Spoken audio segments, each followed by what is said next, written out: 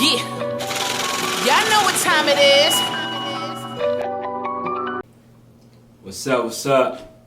Hey, before I get started, I want an apology from all y'all. So basically, like I said, it's going to be a little tougher than what people expected playing against the Clippers. I had to do a reaction. I wasn't going to do it, but I had to because people don't listen to nothing I say. They just talk. They just basically think that I'm talking gibberish or whatever, right? Like I don't know what I was talking about. So, like I said, it's going to be harder than expected because Kawhi Leonard can guard LeBron James. LeBron James can't guard Kawhi Leonard. It's youth.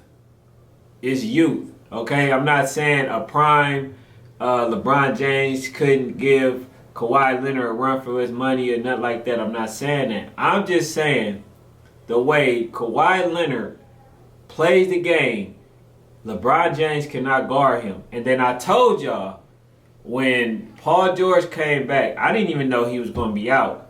But when he comes back, he can make it hard for Anthony Davis. Now, can anybody guard or shut Anthony Davis down to the point where he's not scoring or anything like that? The only person I seen do that or come close to that was Draymond Green. But I'm not saying anybody can stop him because you can stop him. He's not that efficient. You know what I'm saying?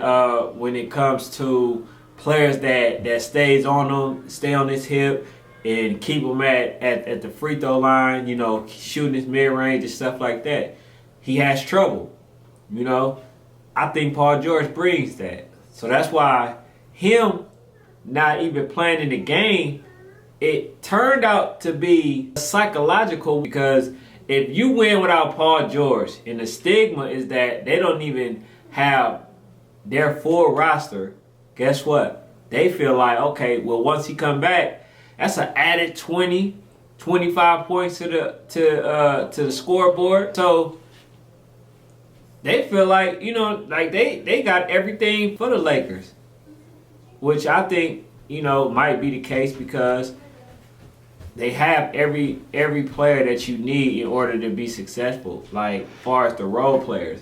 You know what I'm saying? Like, if people are willing to take shots when necessary, willing to take a backseat to their players, got people like Lou Williams, who's the sixth man, and he plays like he's a starter. You know what I'm saying? So he's bringing 20 off the bench regardless. And y'all know it's always the battle of the benches. So if he's bringing 20 off the bench and then can basically insert himself during clutch times, because you see, with Kawhi Leonard being on the bench, Lou Williams can actually take over the game. The Lakers and the Warriors are in trouble, and the Warriors are my team, and Portland is my team by default because Dame is on the Portland Trailblazers. But like I said, the Lakers is not winning it. You know what I'm saying? Like a lot of people, and I'm not basing it off this one game at all. I'm not doing that. You know what I'm saying? It's just that you got people who think just because they have a roster full of great players or good players that automatically, you know, basically becomes a foregone conclusion that they're going to win a championship. You got teams like Milwaukee Bucks. You got teams like, I'm not going to even say the Nets yet, but you got Houston, who's going to be a problem for them. I'm not going to say the Warriors because they too big for the Warriors. You know, I'm basically like, I'm a person that's going to give you reality. Unless Curry is hitting his shots, Draymond is hitting his shots, Russell is hitting his shots, and the role players are doing what they're supposed to. That's the only way I see them beating the Lakers. I wouldn't be surprised if the Lakers 3-1 or 4-0 the Warriors this season. You know what I'm saying? And it's just being realistic. I'm not giving this podcast based off my heart or my feelings. I'm giving it off what I feel is factual. The Lakers are very big compared to the Golden State Warriors until they get Cauley Stein. When they get Cauley Stein back, and I say they have to get another player. Honestly, I say go for Carmelo Anthony.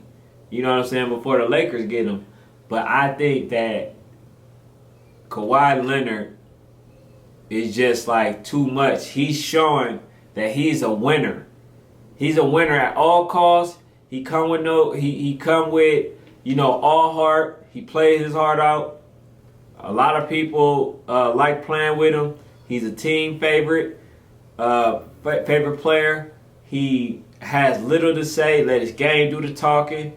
He's not putting nobody down in the media. He's not causing friction within, the organization, as far as amongst his team or anything like that. So, with that being said, I believe that the Clippers will just be the better team.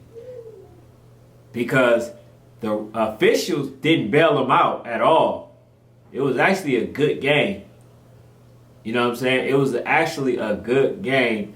And I cannot sit there and say, it was because of officiating and all. Nah, you know me. Like, I'll be the first to tell you if I feel officiating dictate the game.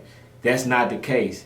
They played, in fact, the Lakers got away with a few things, you know what I'm saying, as far as a foul call. Well, Kawhi Leonard did foul Dwight Howard on that play, but they got away with some foul calls. They got away with a couple things, you know what I'm saying, that was key. Like for instance, the charging. It wasn't a charge. Kawhi Leonard went to the hole, and Danny Green acted like he got fouled or pushed, and they called it against the Clippers. But, it happens, you know what I'm saying? But that's all I got for now, man. The Lakers, I'm not going to say they in trouble from not making the playoffs, but I definitely think that they're not making the championship. So, that's all I got for now. It's your boy, Ken.